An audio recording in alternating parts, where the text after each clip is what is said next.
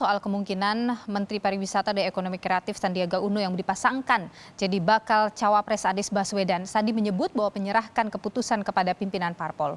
Pernyataan itu dilontarkan Sandi saat menghadiri undangan acara PKS di Yayasan Karawang Bekasi Madani di Kabupaten Bekasi, Jawa Barat. Sandi mengaku selalu mendengar masukan para ulama. Juga semua langkah politiknya harus dengan restu pimpinan partai dan pimpinan di pemerintahan. Sementara PKS menyebut mungkin saja Anies berjodoh dengan Sandi.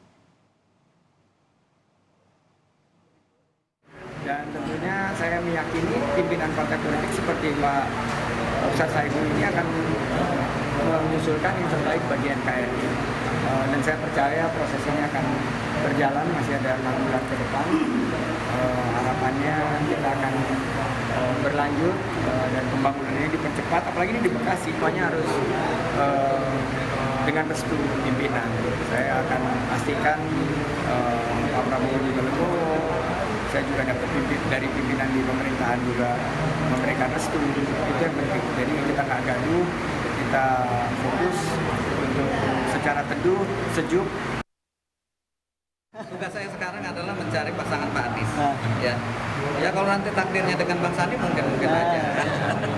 Karena kalau 3 partai ini sudah firm dengan Pak Anies, ya. Nah, tinggal kita mencari pasangan siapa. Memang banyak survei-survei diantaranya memang mengunggulkan ada Pak Sandiaga, ada Pak AHY, ya, ada Bu Kofifa. Jadi tinggal nanti lah, namanya kita berikhtiar, jodohnya dengan siapa ntar mudah-mudahan ketemu jalannya.